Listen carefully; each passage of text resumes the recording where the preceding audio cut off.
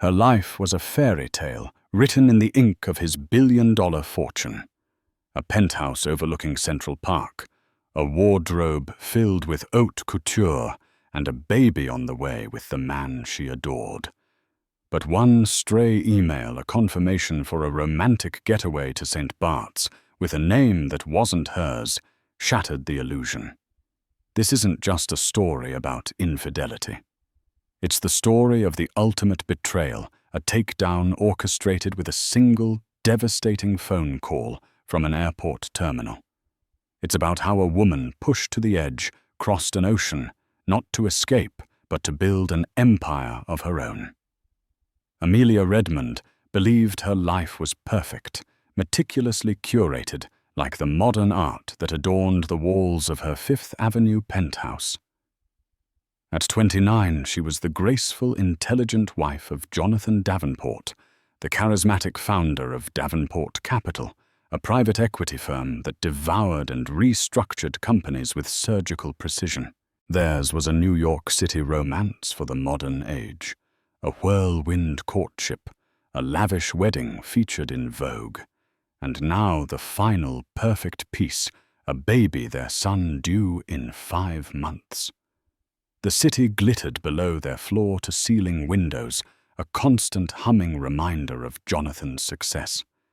He was a force of nature, a whirlwind of custom-tailored suits, marathon conference calls, and last-minute flights to London or Hong Kong. Amelia had once been a promising junior architect at a competitive firm, but she'd happily traded her blueprints for baby books, her hard hat for the soft responsibilities of a society wife.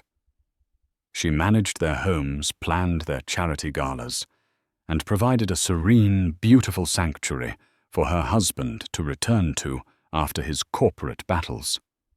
She loved him deeply and without reservation. She saw his ambition not as ruthlessness, but as drive. His frequent absences not as neglect, but as the price of their extraordinary life. This particular Tuesday began like any other. Jonathan had left before dawn for a critical off-site meeting in Boston. He'd kissed her forehead, his lips cool, his scent of expensive cologne and ambition already lingering in the air. "I'll be back late tomorrow, Angel," he'd murmured against her hair. "Take it easy. Think about names." Amelia spent the morning in the nursery, a room painted in a soft, ethereal grey. She ran her hand over the polished wood of the crib, a gentle smile playing on her lips as she felt the familiar flutter of life inside her. It was a kick stronger this time. "Hello in there, little one," she whispered. "Daddy will be home soon." In the afternoon, she decided to get a head start on planning their annual baby moon. Jonathan had promised her a week anywhere in the world before the baby arrived. She imagined the Amalfi Coast, the two of them disconnected from the world, his hand resting on her swollen belly. She opened his personal laptop, which he'd uncharacteristically left on his marble-topped desk. They shared everything he'd always said. Passwords were a mere formality. She was searching for flight availabilities to Italy when a new email popped into his inbox. The sender was the Chevalier Hotel Concierge. The subject line read, "Confirmation Presidential Suite St. Bart's." Curiosity piqued Amelia, clicked it open. Perhaps he was surprising her. Her heart gave a little skip of excitement. The email was brief and professional. "Dear Mr. Davenport, this email confirms your reservation for the presidential suite from August 15th to August 22nd. We have noted your request for a chilled bottle of Dom Perignon Rosé upon arrival, and have scheduled the private yacht excursion for the 17th. We have also received the supplemental itinerary from your associate. We look forward to welcoming you and Ms. Dubois. Sincerely, Jean-Pierre, Head Concierge, the Chevalier Hotel St. Bart's." Amelia read the last line again. "And Miss Dubois." Her blood ran cold. Miss Dubois. Who was Miss Dubois? It had to be a mistake. A business associate, perhaps. But a presidential suite. Dom Perignon Rosé. A private yacht. Her mind raced, trying to form a logical, innocent explanation. Maybe Miss Dubois was a client. A very, very important client. A cold knot of dread tightened in her stomach. She navigated to his sent folder, her fingers trembling slightly. She typed Dubois into the search bar. One result appeared. An email sent 2 weeks ago to an address she didn't recognize, stubois@viridianglobal.com. The subject was, "Our Trip." Her breath hitched. She clicked it open. Sophia. It's all booked. The Chevalier Presidential Suite. August 15th, 22. Cleared my entire schedule. This time, no interruptions. J. The screen blurred. The glittering city outside seemed to mock her, a cold, indifferent witness to the sudden collapse of her world. The baby kicked again, a sharp, insistent reminder of the life intertwined with this lie. There was no client. There was no mistake. Jonathan wasn't in Boston for an off-site meeting. He was planning a romantic getaway with another woman. This perfect life, this gilded prego she had so happily inhabited, was built on a foundation of deceit. And the walls were closing in. The initial shock was a physical blow, leaving Amelia breathless and dizzy. She stumbled back from the desk, one hand protectively on her belly, the other pressed against her mouth to stifle a sob. The penthouse, once a symbol of her happiness, suddenly felt vast, cold, and alien. The art on the walls seemed to jeer at her, the silence amplifying the frantic beating of her heart. For an hour she paced the length of the living room, a storm of denial, rage, and profound sadness warring within her. It's a misunderstanding. There's an explanation. He would never do this to me. Not now. But the cold, hard text of the email was undeniable. Miss Dubois. Sophia Dubois. The name echoed in her mind. Who was she? The question became an obsession, a singular focus that cut through the fog of her pain. The naive, trusting wife began to recede, replaced by a woman with a chillingly clear objective. She needed the truth. All of it. Her background as an architect had trained her to be meticulous, to see the structural integrity or weakness in any design. Now she would apply that same analytical precision to the architecture of her husband's betrayal. She started with the email address dubois@viridianglobal.com. A quick search for Viridian Global brought up the website of a rival private equity firm, a notoriously aggressive player in the market. She navigated to their Our Team page, and there she was, Sophia Dubois, Vice President of Acquisitions. The photo was a gut punch. Sophia was stunning in a sharp, intimidating way. She had sleek, dark hair, cut into a severe bob, piercing blue eyes, and a smile that was more of a smirk. She exuded a confidence that bordered on arrogance. She was the kind of woman who didn't just enter a boardroom. She conquered it. The bio listed her accomplishments: an MBA from Wharton, a series of high-profile hostile takeovers, a reputation for being a closer. She was Jonathan's female counterpart, his equal in ambition, and Amelia now realized his partner in deception. The professional mask fell away as Amelia dove deeper. A few more targeted searches led her to Sophia's Instagram profile. It was private, but the profile picture was a small, high-resolution circle. It showed Sophia on a sailboat, laughing, her head tilted back. The man beside her, his arm slung casually around her shoulder, was cut off by the frame. but Amelia didn't need to see his face. She recognized the watch on his wrist. A Patek Philippe Calatrava, the very one she had given Jonathan for their second anniversary. A wave of nausea washed over her. She gripped the edge of the desk, her knuckles white. The baby moon he'd promised her. The yacht excursion in St. Bart's. It was all for her. The next few hours were a blur of digital archaeology. Armed with the knowledge that their lives were not private, Amelia logged into their shared credit card account. She'd always left the finances to him, trusting him implicitly. Now she scrolled through months of statements, her heart sinking with every line item.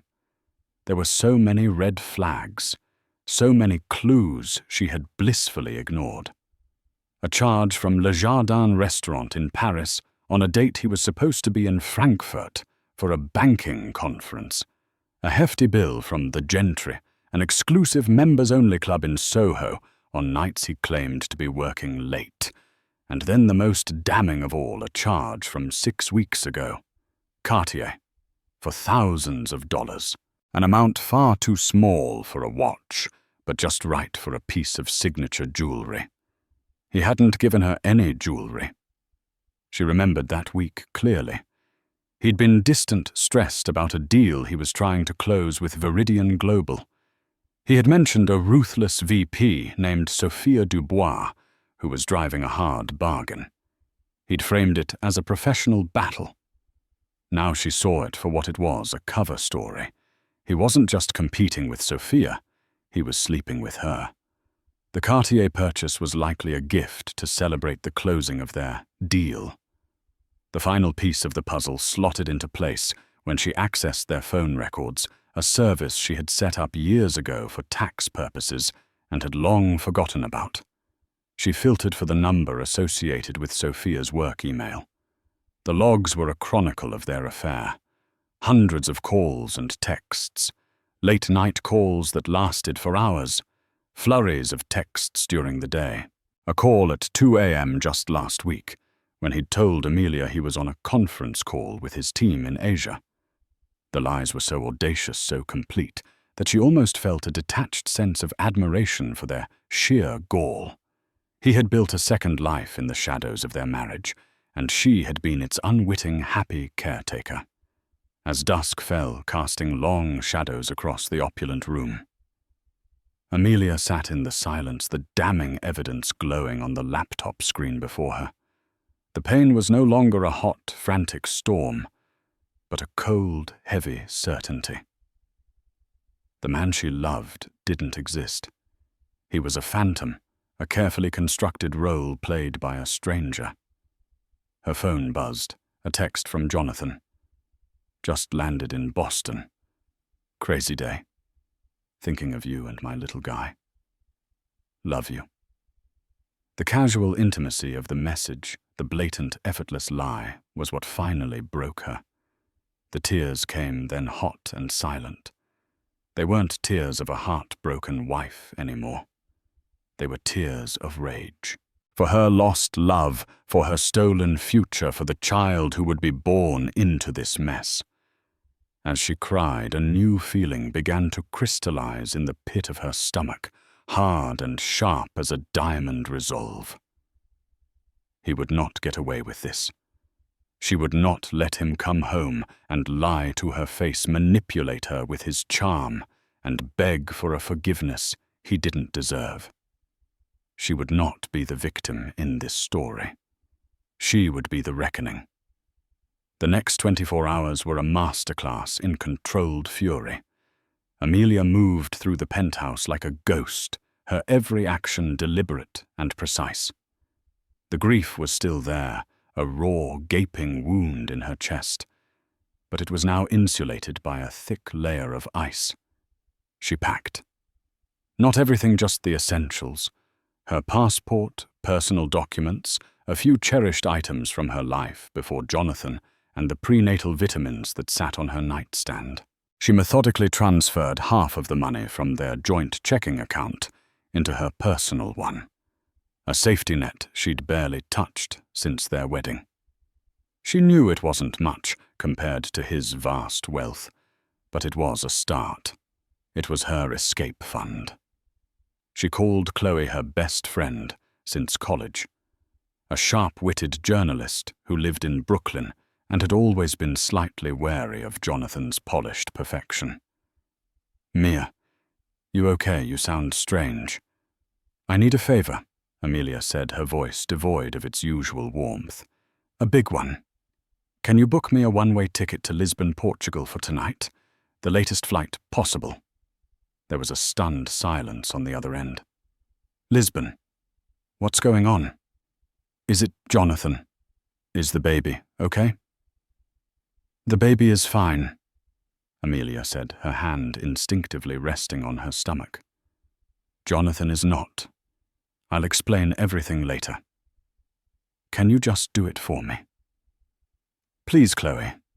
Don't use any of our shared cards. Use yours. I'll pay you back tonight." Chloe, sensing the urgency and the steel in her friend's tone, didn't argue. "Okay. Lisbon it is. I'm sending the confirmation to your personal email now. Mia, be careful." "I will be," Amelia replied. "I also need the name of a shark, the best, most ruthless divorce attorney in New York."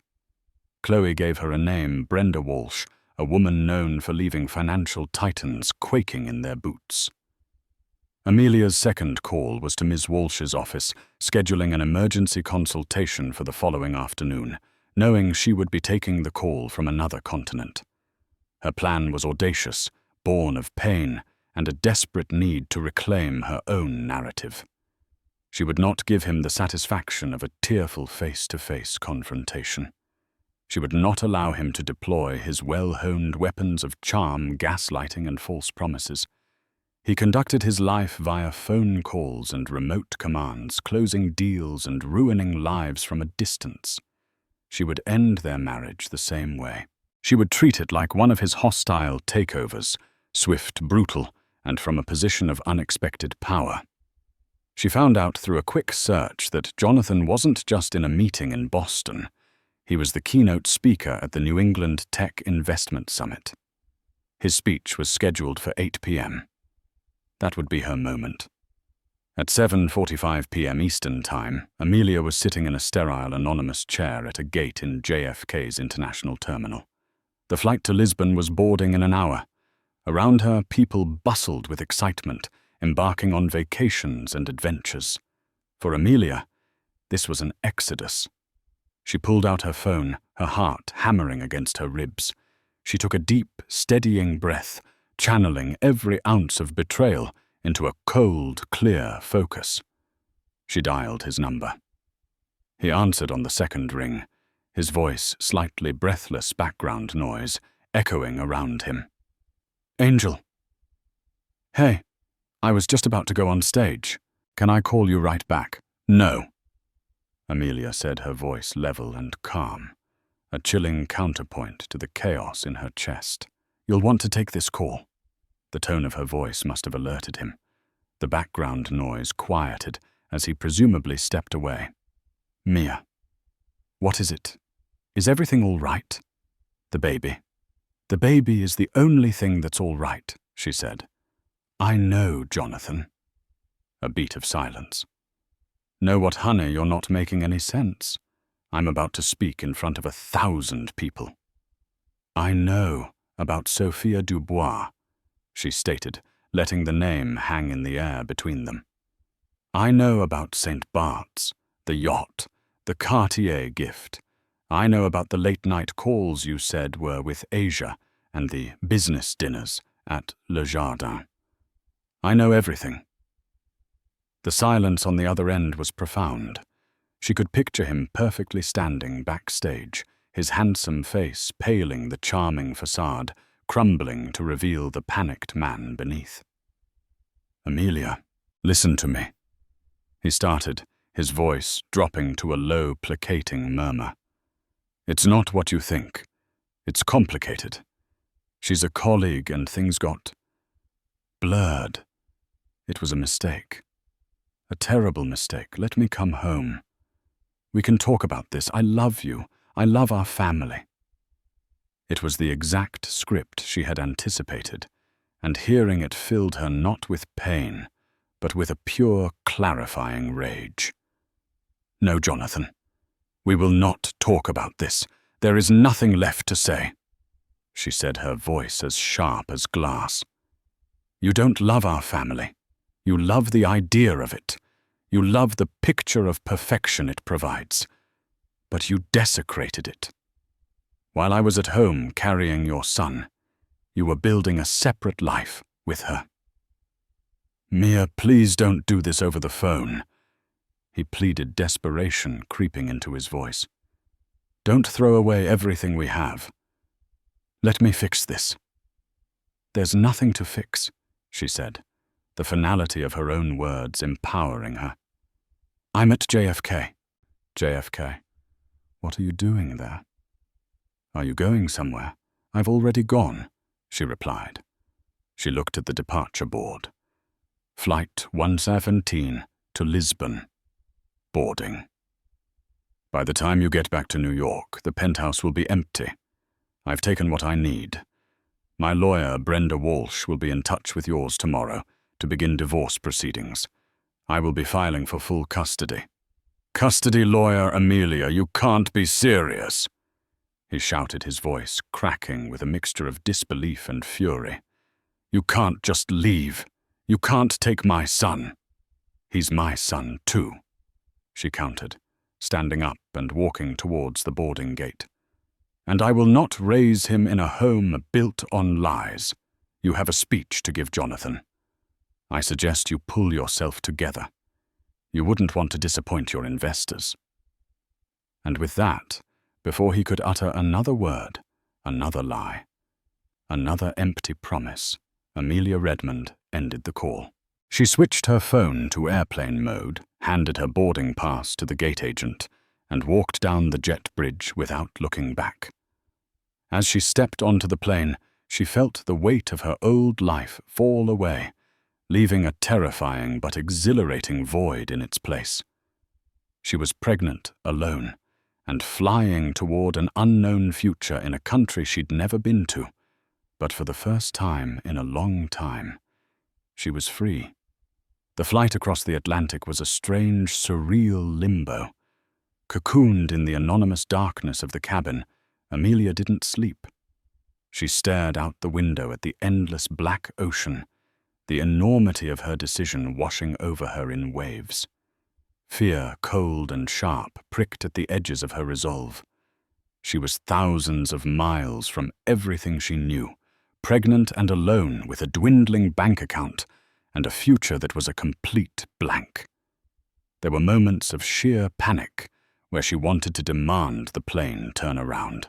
But then she would feel the gentle stir of her baby, a tiny, persistent anchor in the storm of her emotions. This wasn't just about her escape. It was about his sanctuary. She was forging a new world for him, one that would be built on truth and strength, not on the glittering facade of the Davenport Empire.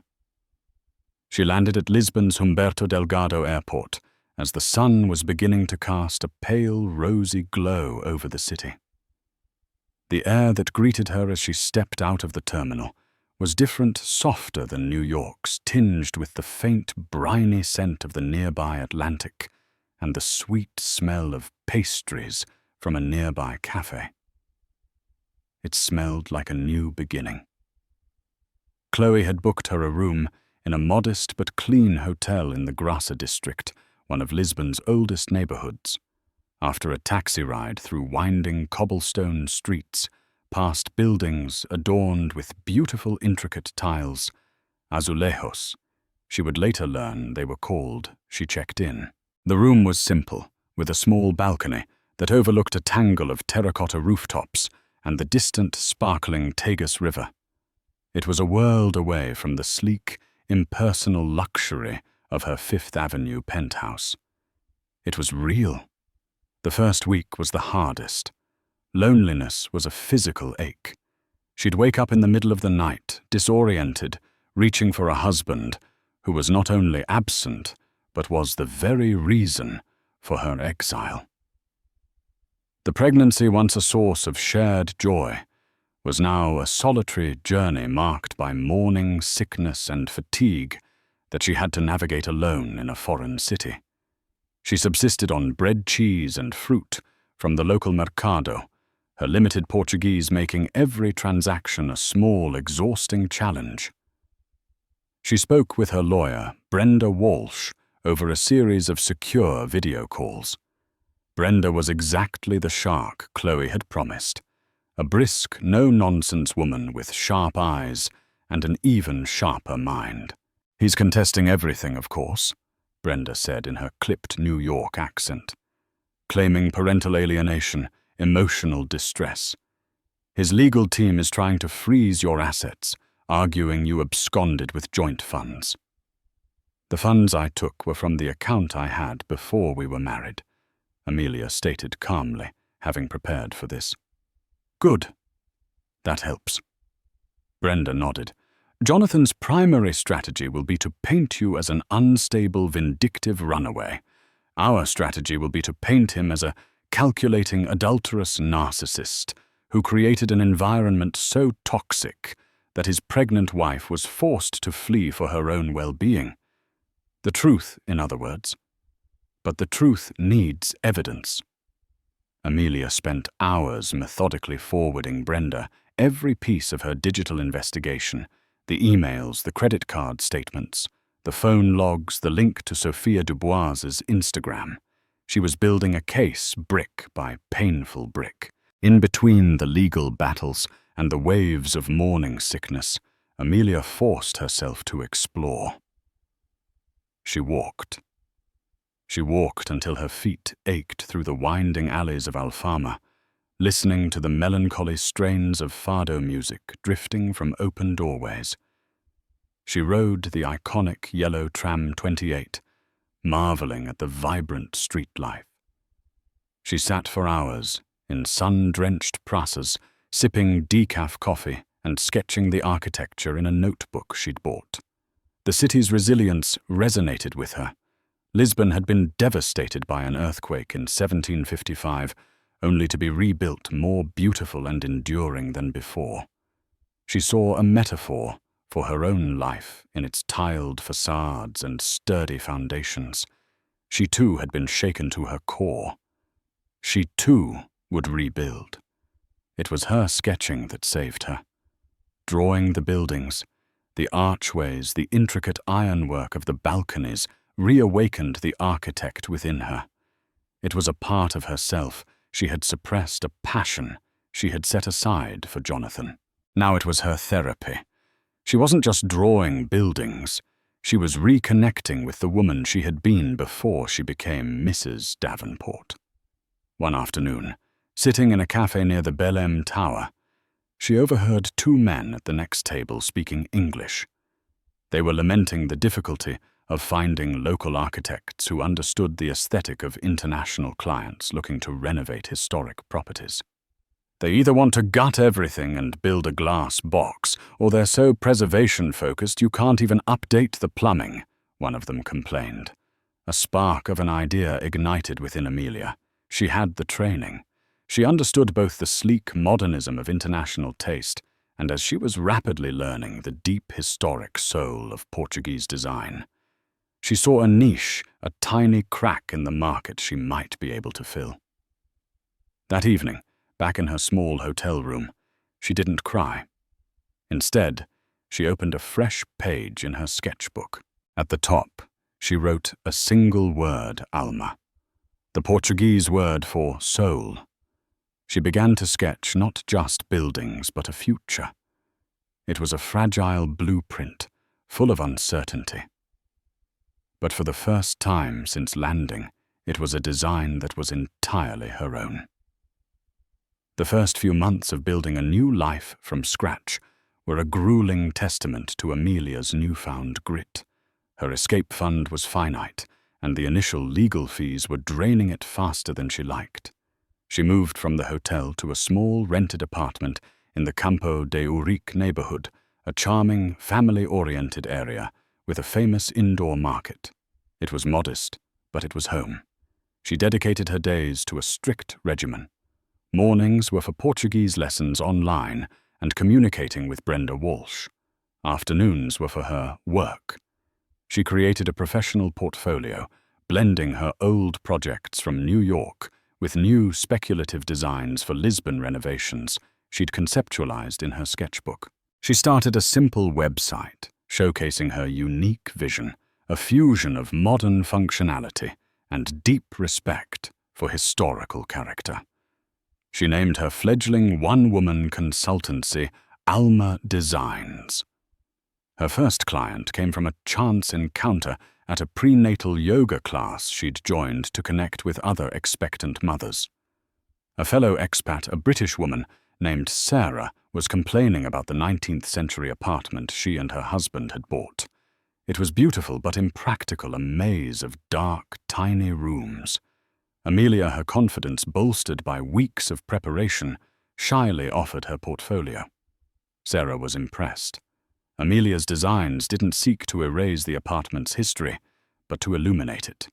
She proposed removing a non-load-bearing wall to create an open-plan living space while restoring the original crown molding and azulejo tiles. She designed custom space-saving storage that was sleekly modern, yet unobtrusive. It was a revelation.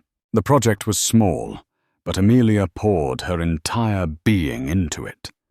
She managed the contractors, navigated the labyrinthine local permit offices, and oversaw every detail, her burgeoning belly a constant presence on the dusty construction site. The result was stunning. Sarah was thrilled and recommended Alma Designs to her network of fellow expats. Slowly, more work started trickling in. A small cafe renovation, a bachelor pad redesign, a family home extension. Her reputation grew by word of mouth. She was the architect who listened, who respected the soul of a space. Her big break came in her 8th month of pregnancy. A man named Javier Rossi, a legendary and semi-retired Portuguese property developer, had heard about her work. He was in his late 60s, with a warm smile and eyes that held the wisdom of a long and successful career. He invited her for coffee. "Your work is very interesting, Ms. Redmond," Javier said, looking through her portfolio. "You have a North American sense of space and light, but a European respect for history. It's a rare combination." He owned a derelict former tile factory in the Alcantara district, a sprawling industrial building with vast potential, situated right between the old city and the trendy riverfront. His dream was to convert it into a mixed-use, space luxury, loft apartments, artisan workshops, and a public gallery. Many had tried to pitch him, but he found their plans soulless. "Show me," he said with a wave of his hand. "Show me what Alma Designs would do with it." For 2 weeks, Amelia barely slept. Fueled by a creative fire she hadn't felt in years, she threw herself into the project. She worked from her small apartment, her drafting table littered with sketches, material samples, and baby name books. She envisioned a design that honored the building's industrial past, keeping the exposed brickwork and high ceilings, but infused it with warmth and light. She designed a central plant-filled atrium, sustainable energy systems, and living spaces that flowed.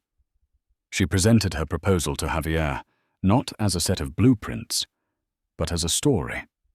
The story of the building's soul being reborn. Javier listened intently, his expression unreadable. When she finished, he was silent for a long moment.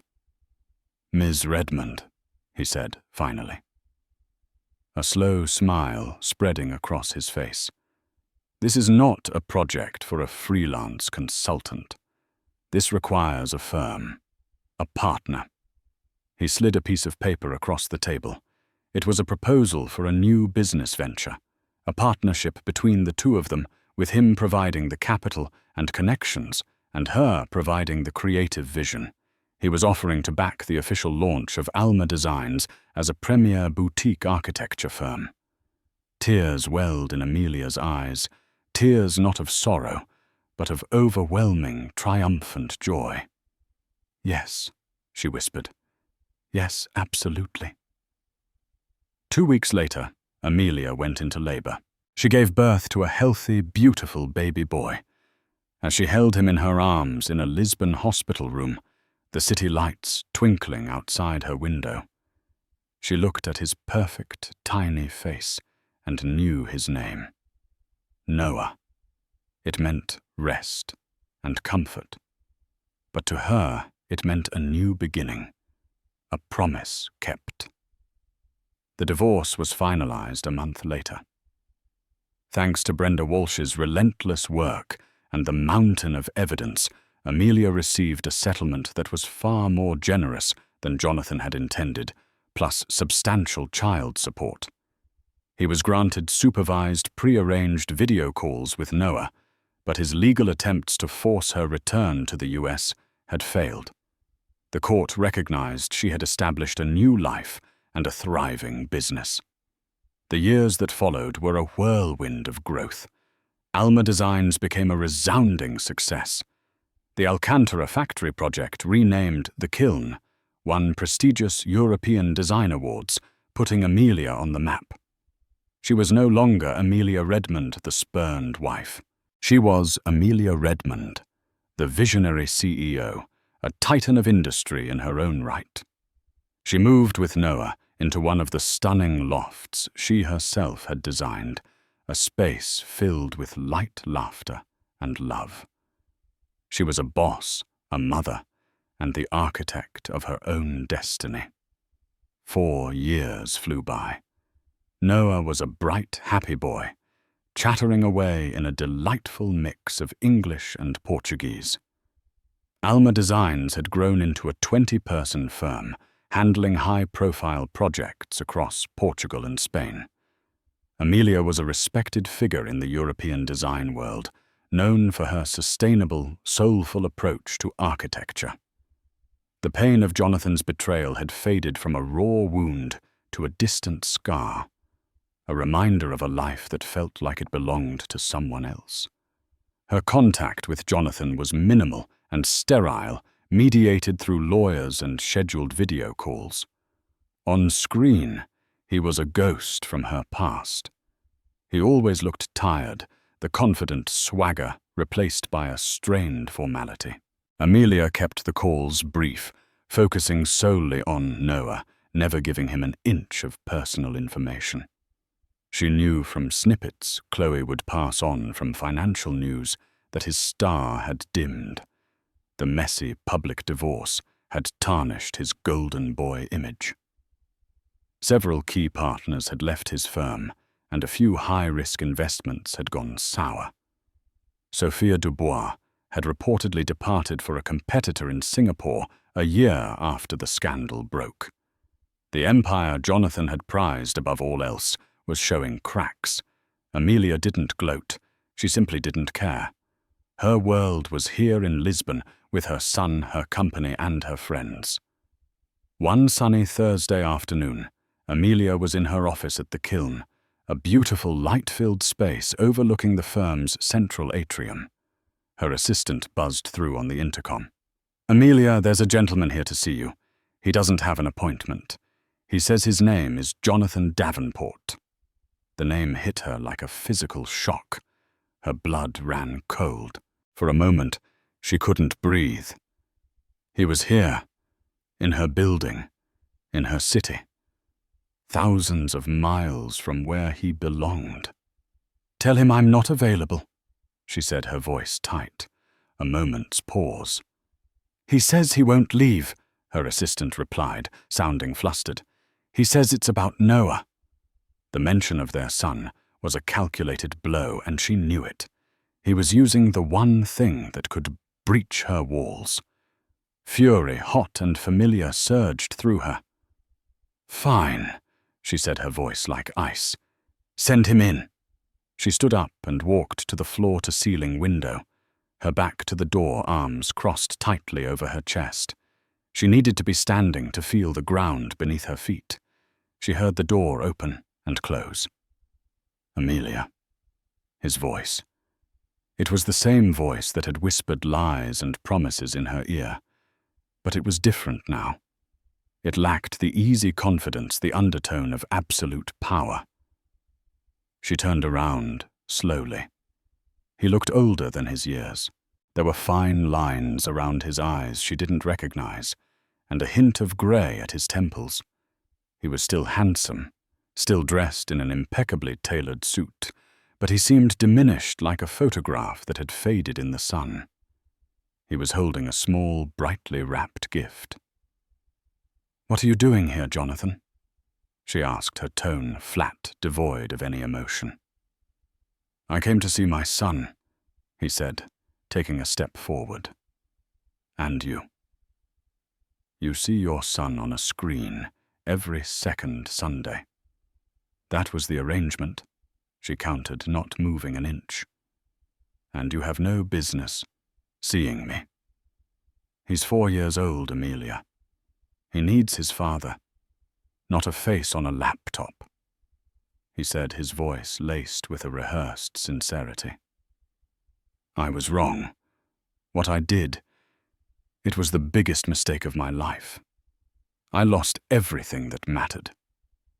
He looked around her office at the awards on the shelf, the stunning view of the city she had conquered. A flicker of something, was it disbelief, envy, crossed his face.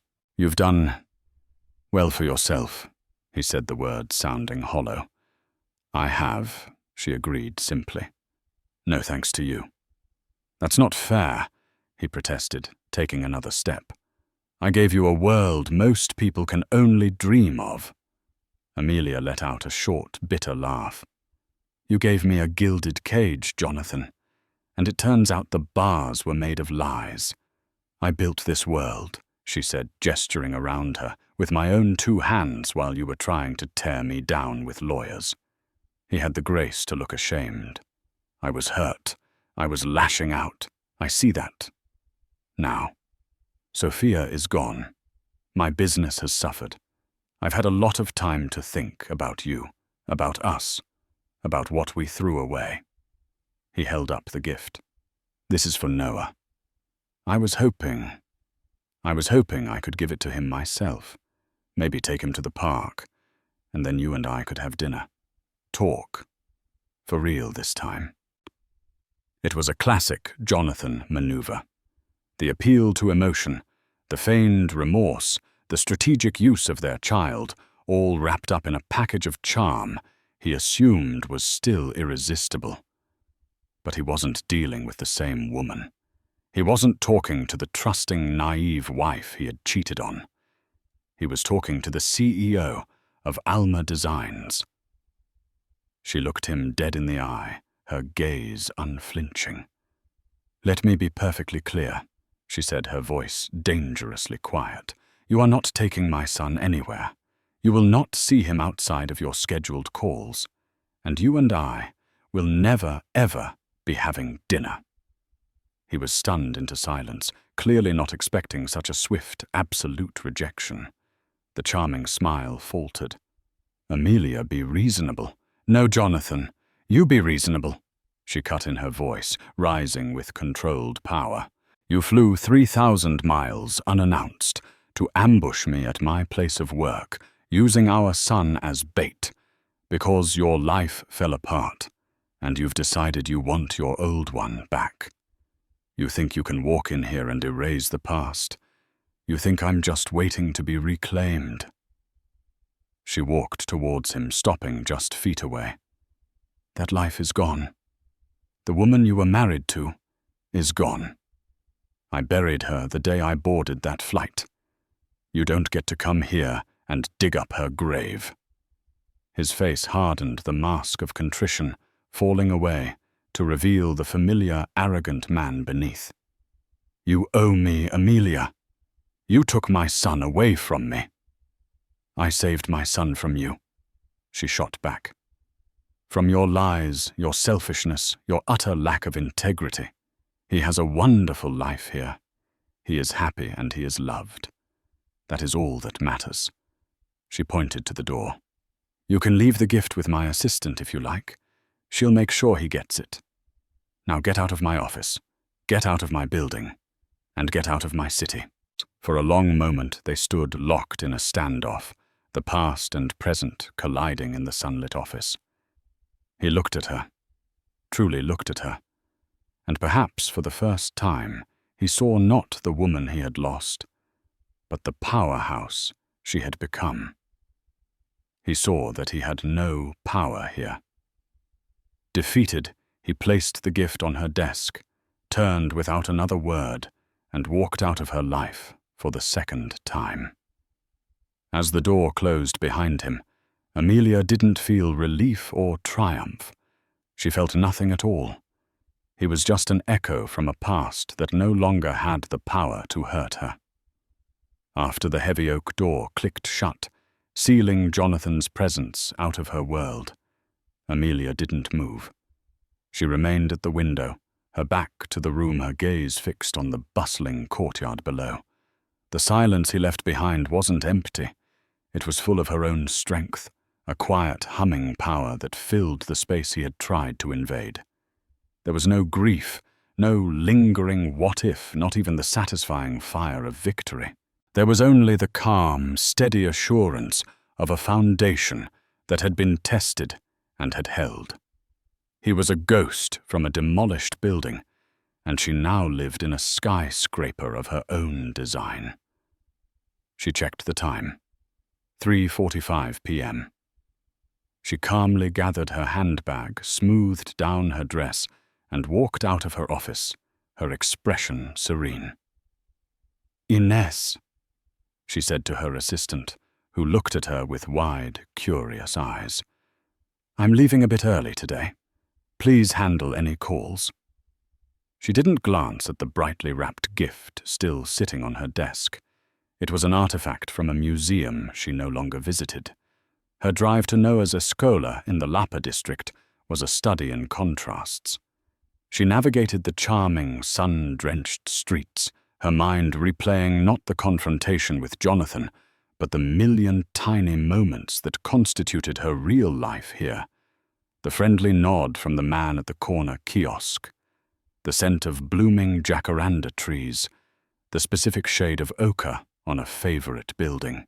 These were the details of her peace, the textures of her happiness. When she arrived, Noah came barreling out of the school's gate and into her arms, his small body, a warm, solid anchor of pure love. "Mama!" he cried, his chatter a waterfall of Portuguese and English as he described his day. A painting of a giant fish, a new song about a boat. As she buckled him into his car seat, his small hand reached out and patted her cheek. "You're smiling, Mommy."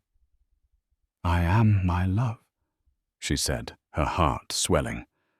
"I have a lot to smile about." Instead of going straight home, she took him for a treat. They sat outside their favorite pastelaria, sharing a warm, flaky pastel de nata. She watched him get cinnamon all over his nose, and she laughed a genuine, unburdened laugh. This was her world. Not the empty opulence of New York society, but this small, perfect moment. This was what she had fought for. This was her victory. The conversation with Jonathan had simply been the sweeping up of the last fleck of dust from a long-finished renovation. Later that evening, after Noah was asleep, she finally called Chloe. She sat on her balcony, a glass of crisp Vinho Verde in her hand, the lights of the 25 de Abril bridge twinkling like a diamond necklace against the dark velvet of the night sky. "So the ghost of Christmas past paid a visit," Chloe said, her voice crackling with protective anger. "Do I need to fly to Lisbon and key his rental car?" Amelia laughed again, the sound lighter than it had been in years. "Save the airfare. It's not necessary. It was clarifying, Chloe. For years there was maybe a tiny subconscious part of me that wondered if he'd ever feel remorse, if he'd ever truly understand what he threw away. And today, I got my answer. He doesn't. He doesn't regret losing me. He regrets losing the perfect accessory, the stable home life that made his empire building easier. He regrets the consequences to his own life. Seeing him just confirmed that the man I loved never actually existed. "So you're really okay?" Chloe asked, her voice softening. "I'm better than okay," Amelia affirmed, taking a sip of wine. "I feel free, like the last chain just rusted away. He has no power here, Chloe. This is my city. He was just a tourist." In the year that followed, Amelia's life didn't just continue, it bloomed. Alma Designs landed its most ambitious project. Yet the transformation of a sprawling, neglected wine estate in the Douro Valley into a world-class, sustainable luxury hotel and retreat, the Quinta da Luz.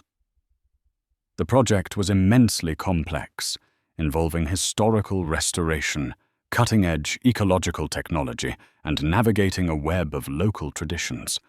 It consumed her, but in the best possible way. She thrived on the challenge, leading her growing team with a vision that was both bold and empathetic. Javier Rossi, seeing her masterful handling of the project, formally dissolved their initial partnership and restructured the firm, making her the majority owner and managing partner. He was, he said, ready to enjoy his retirement and watch her soar. Her personal life also found a new, gentle rhythm. She wasn't actively seeking romance, but she was no longer closed off to it.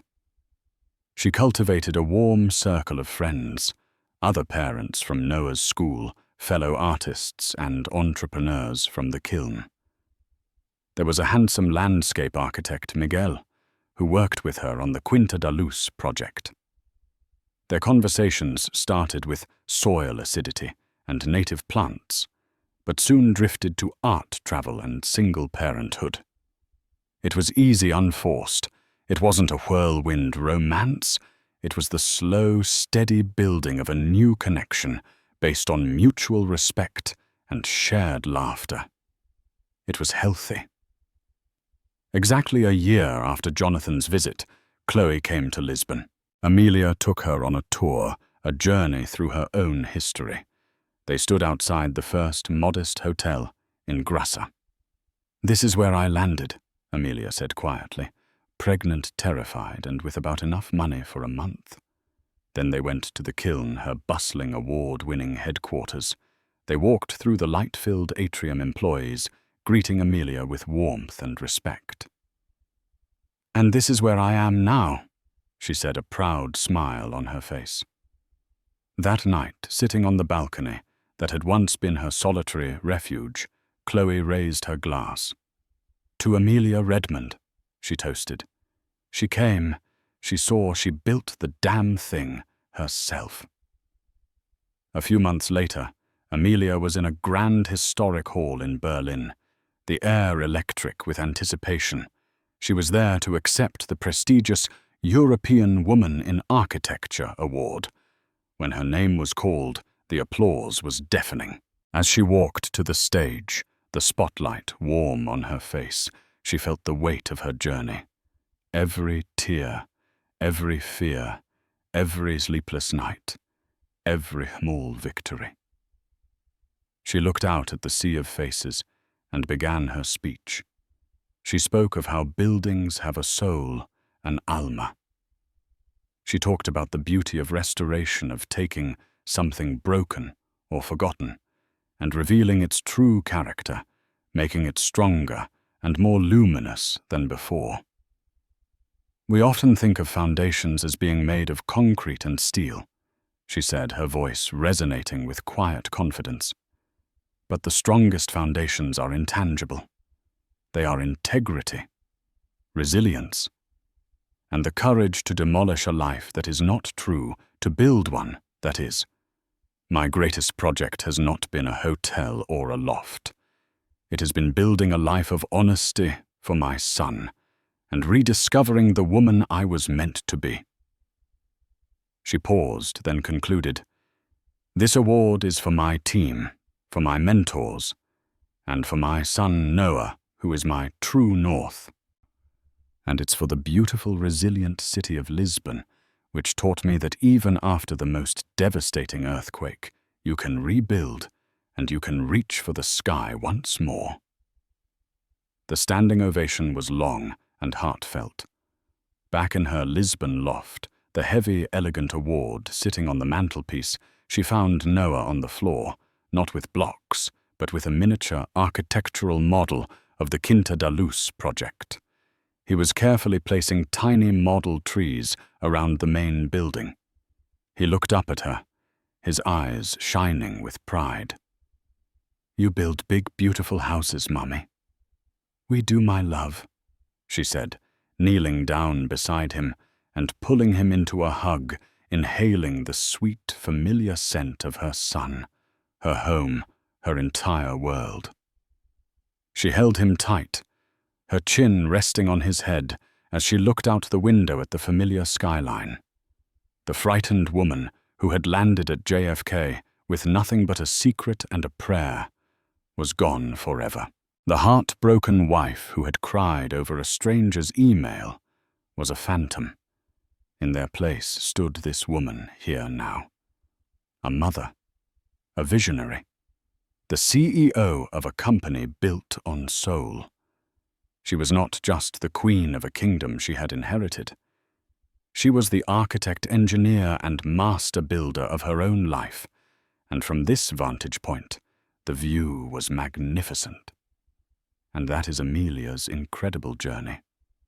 From the hollow glamour of a Fifth Avenue penthouse to the authentic sun-drenched streets of Lisbon, her story is a powerful testament to the strength of the human spirit. She transformed the deepest betrayal into the foundation for a new life, proving that our greatest heartbreaks can often become the catalyst for our most profound triumphs. She didn't just escape her past, she redesigned her future. What did you think of her final confrontation with Jonathan? Was she right to completely shut him out of her and Noah's life? Let me know your thoughts in the comments below. If Amelia's story of resilience and empowerment inspired you, please smash that like button and share this video with someone who needs to hear that it's never too late to become the architect of your own destiny. And for more real-life stories of drama, revenge, and ultimate victory, make sure you hit subscribe and ring that notification bell so you never miss an update. Thanks for listening.